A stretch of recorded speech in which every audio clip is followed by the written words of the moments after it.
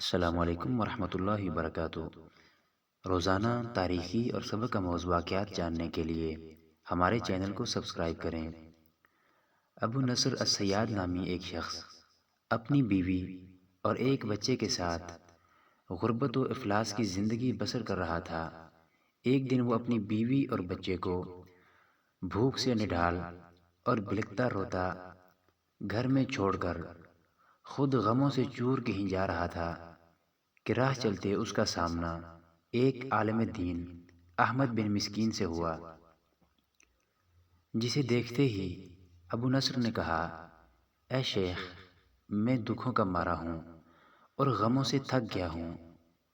شیخ نے کہا، میرے پیچھے چلے آؤ، ہم دونوں سمندر پر چلتے ہیں۔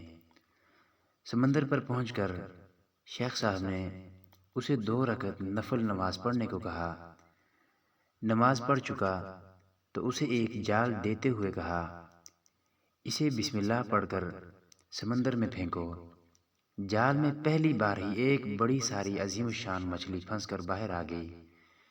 شیخ صاحب نے ابو نصر سے کہا، اس مچھلی کو جا کر فروخت کرو اور حاصل ہونے والے پیسوں سے اپنے اہل خانہ کے لیے کچھ کھانے پینے کا سامان خرید لینا۔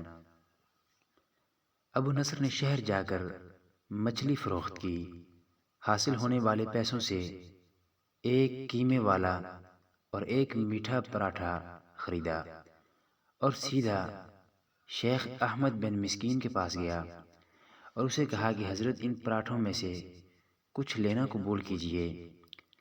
شیخ صاحب نے کہا، اگر تم نے اپنے کھانے کے لیے جال پھینکا ہوتا تو کسی مچھلی نے نہیں پھنسنا تھا۔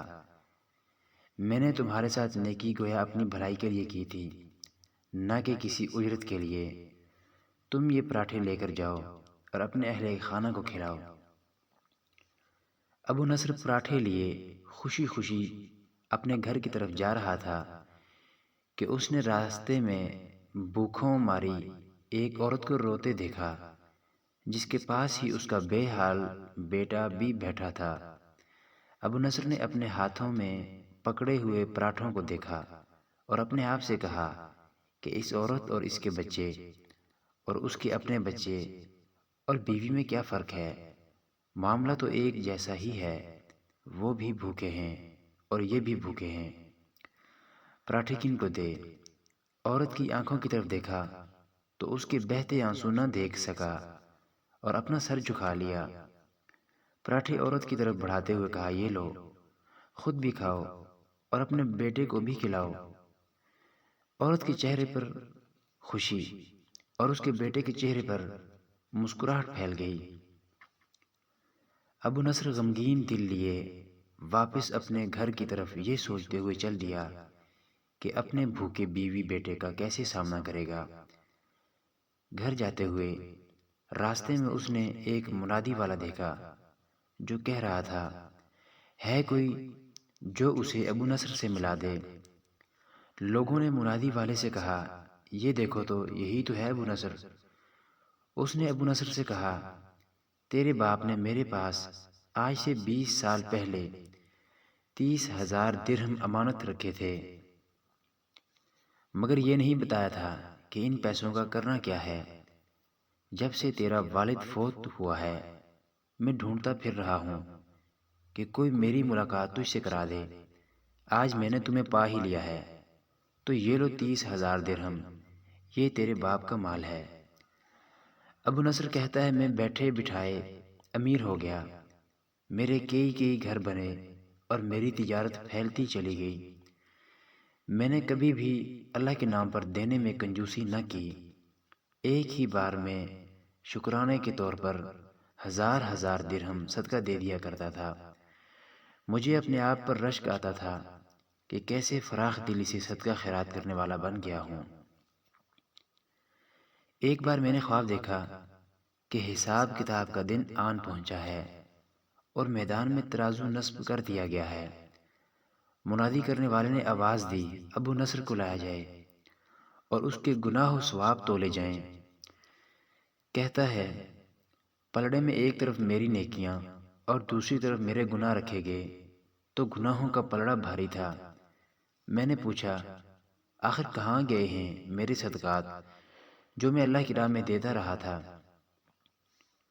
تولنے والوں نے میرے صدقات نیکیوں کے پلڑے میں رکھ دیے۔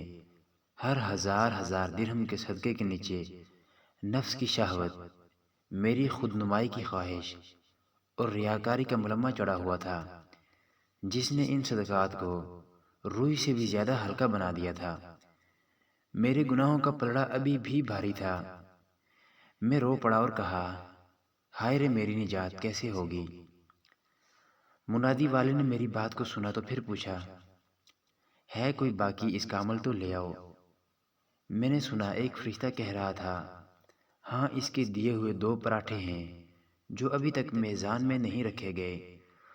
وہ 2 پراٹھے ترازو پر رکھے گئے تو نیکیوں کا پلڑا اٹھا ضرور، مگر ابھی نہ تو برابر تھا اور نہ ہی زیادہ۔ منادی کرنے والے نے پھر پوچھا ہے کچھ اس کا کوئی اور عمل؟ فرشتے نے جواب دیا ہاں اس کے لیے ابھی کچھ باقی ہے۔ منادی کرنے والے نے پوچھا وہ کیا؟ کہا اس عورت کے آنسو جسے اس نے اپنے 2 پراٹھے دیے تھے۔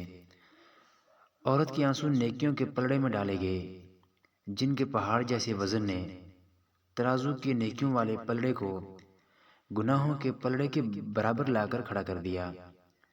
ابو نصر کہتا ہے میرا دل خوش ہوا کہ اب نجات ہو جائے گی۔ منادی کرنے والے نے پوچھا ہے کوئی کچھ اور باقی عمل؟ فرشتے نے کہا ہاں ابھی اس بچے کی مسکراہٹ کو پلڑے میں رکھنا باقی ہے جو پراٹھے لیتے ہوئے اس کے چہرے پر آئی تھی۔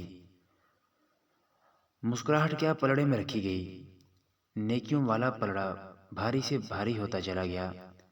منادی کرنے والا بول اٹھا یہ شخص نجات پا گیا ہے۔